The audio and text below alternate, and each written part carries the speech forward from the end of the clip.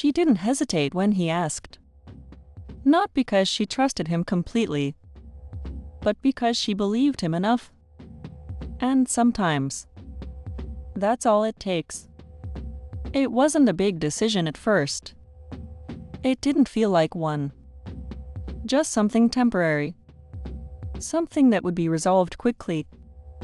Something she would look back on and say, that was the moment everything worked out. But instead, it became the moment everything started to fall apart.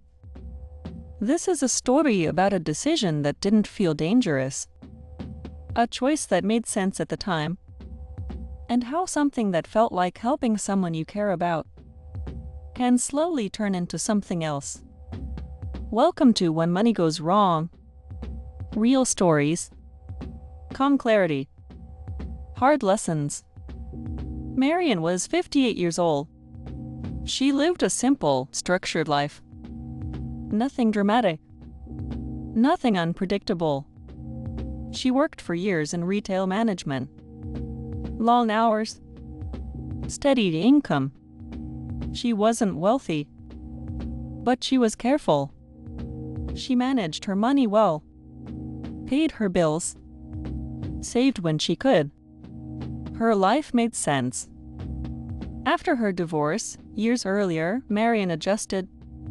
She rebuilt her routines, focused on stability, and for a long time, that was enough. But over time, something changed. Evenings felt longer, weekends quieter. Not painful, just noticeable. And that feeling creates openness, not desperation, just a willingness to connect. The message came on an ordinary afternoon. Nothing special about the day. Nothing that stood out. Hi, Marianne. I came across your profile and felt like saying hello. Simple, respectful, easy to ignore. But she didn't. His name was Daniel. His profile showed a man in his early 60s.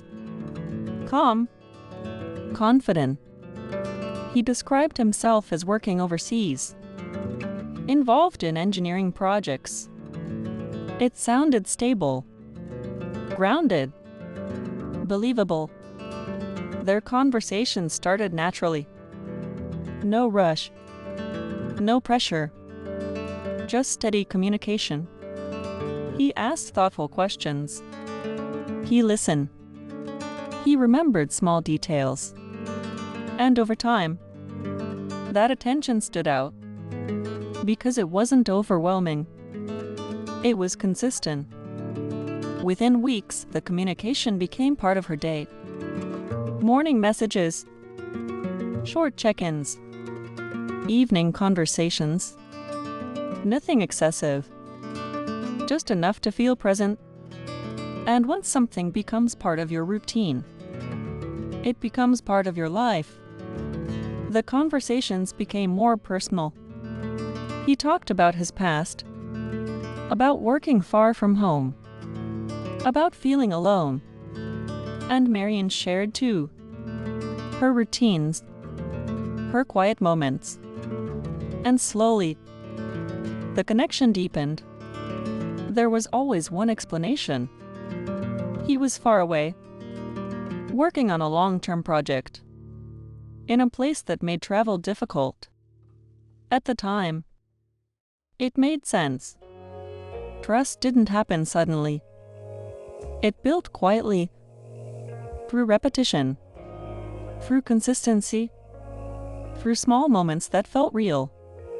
And by the time Marianne realized it, she trusted him.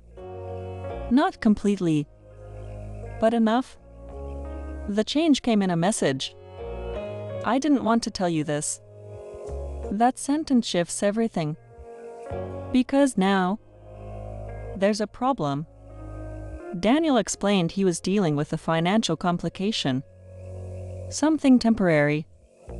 Something unexpected. He didn't ask for help. He just shared. And that's what made it powerful. By sharing the problem without asking for anything, he positioned Marianne in a role. Someone who cared. Someone who understood. Someone who might help. And at that moment, helping didn't feel like a risk. It felt natural. And that's where everything began. Not with a warning, not with a mistake, but with a decision that felt small and completely reasonable.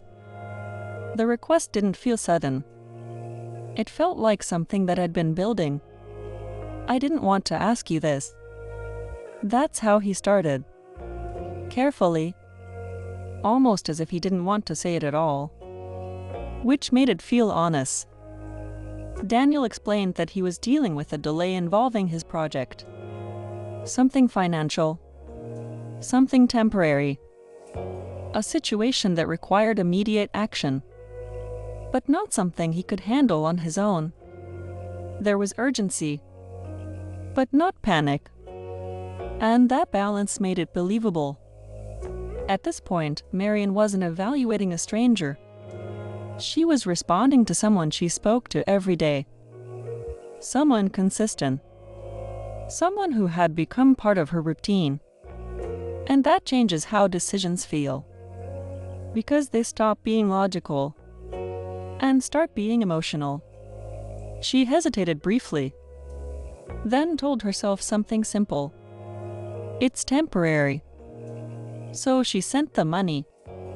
A few $1,000s. Not enough to disrupt her life, but enough to matter. His reply came quickly. Relief. Gratitude. You saved me. I don't know what I would have done without you. And in that moment, everything felt right. The decision, the connection, the trust, all of it felt real. This is where the pattern forms.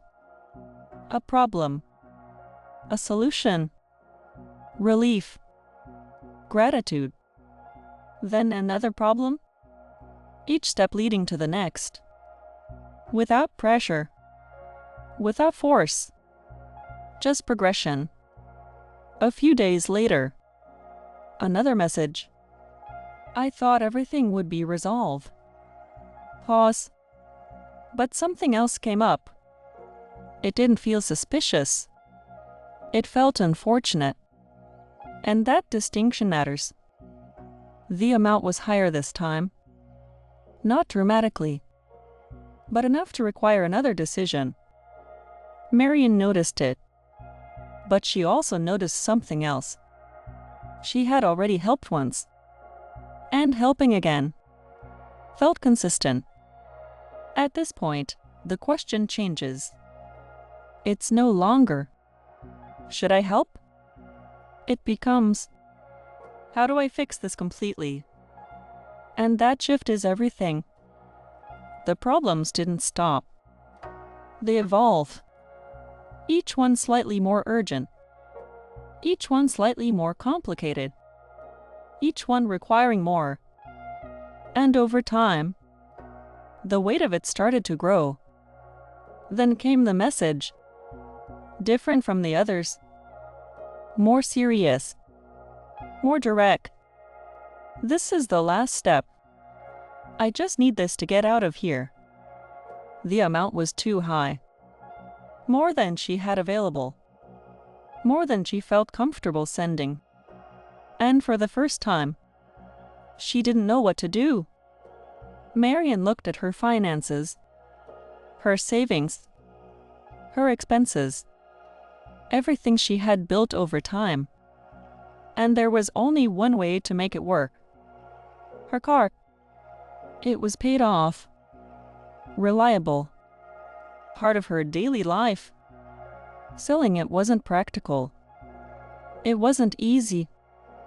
But in that moment, it felt necessary. She told herself it was temporary, that she would get the money back, that this would be the final step, that everything would return to normal.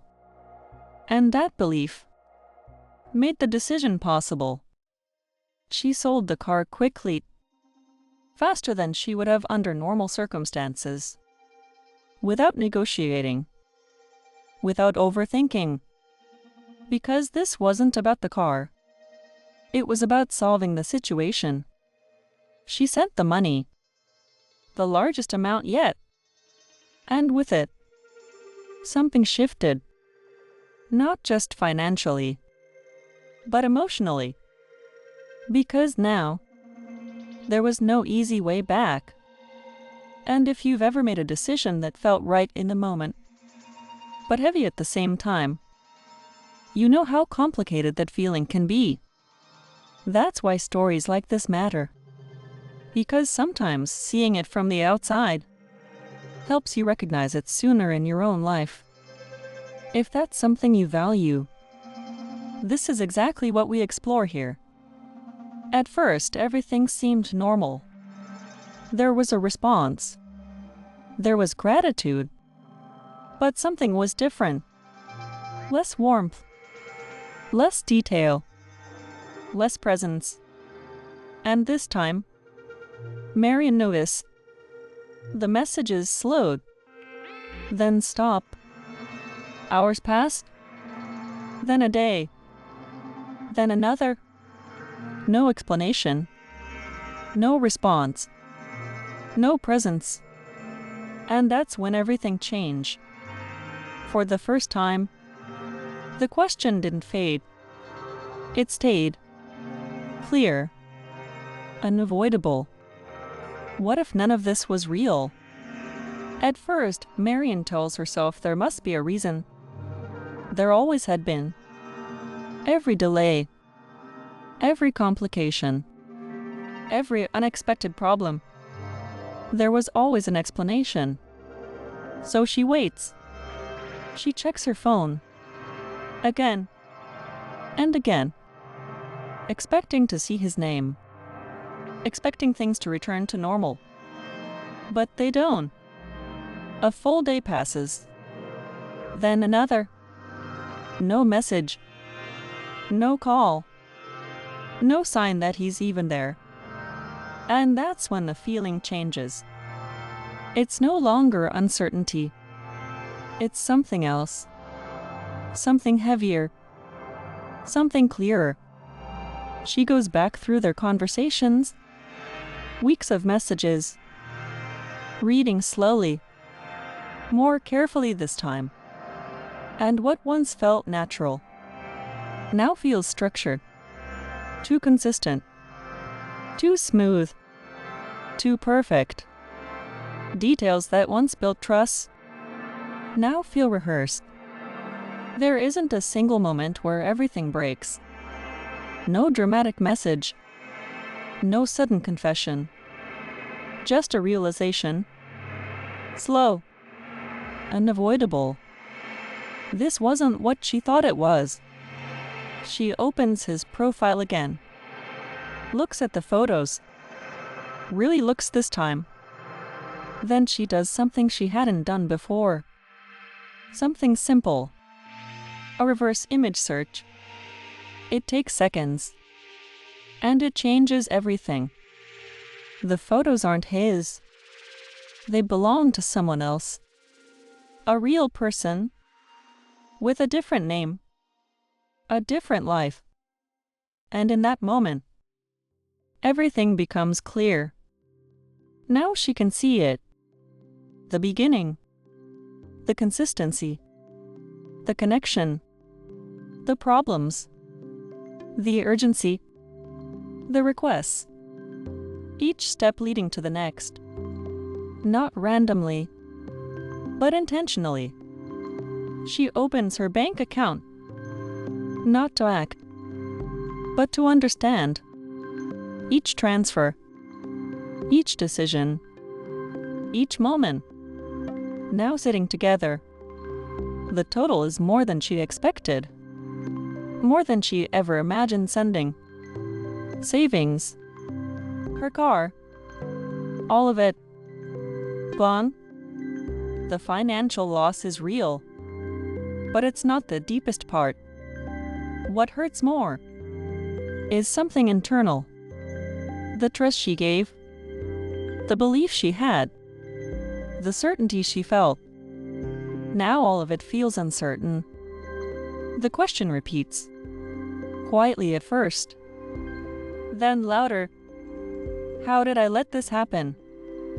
It didn't happen all at once.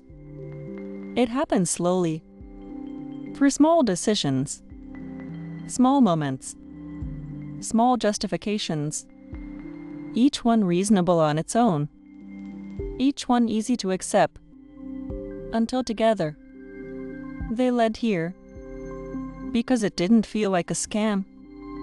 It felt like helping. It felt like caring.